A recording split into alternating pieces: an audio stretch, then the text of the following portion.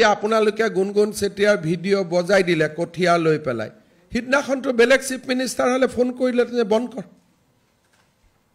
কিন্তু যেহেতু আমি সঁচাটো জানো মুৰকে গুটে WhatsApp ভৰি গল আপুনি অমুক মানুহক এভিকশন কৰিছে 13 ঘৰ মোৰ ওপৰত ইমান প্ৰেছাৰ পৰিলে তেটা মই কলো যে নহয় মই ঠিক কৰি আছো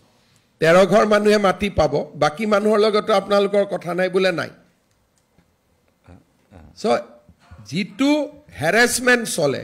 এটা অখিল গগৈ কৈছে এই হিমন্ত বিশ্ব শৰ্মাই কঠিয়া হেক কৰি দিলে শেষ জিতু ভিডিঅ হেতু ভিডিঅটো 2 লাখ মানুহে চাই চালে তো মানুহেটো নাজানে যে কাৰ কঠিয়াটো কাৰ আছিল যে এটো সাউথ সালমাৰাৰ পৰা মানুহে গৈ তাতে কঠিয়া ৰুইছিল এই কথাখিনি সাহসৰে কব পৰা মুখ্যমন্ত্ৰী এজনটো লাগিব মন্ত্ৰী এজনটো লাগিব কালিয়ে ৰাহুল গান্ধী আহিব আই কি শিকিব আদানিক মাটি দিলে আম্বানিক মাটি দিলে কেনে মই কৈছো আমাৰ গড় কেটা আদানি হাতী কেটা আম্বানি ঘুৰি আহিছে কালি ৰাহুল গান্ধী আছে তাত কমেন্ট নাই এনেকৈ মানে যেটো ট্ৰেইনিং কৰা হৈছে এনেকৈ ট্ৰেইনিং যাতে আপুনি আতৰি যায় there is a lot of psychological আহে দুখিয়া মানুহৰ আহিব একেদিন ইন্টাৰনেশনাল ওয়েবসাইট বিলাকত এই মানুহ বিলাকৰ ফটো আহি আছে থ্ৰেড দিয়া হৈ আছে মোৰ নামত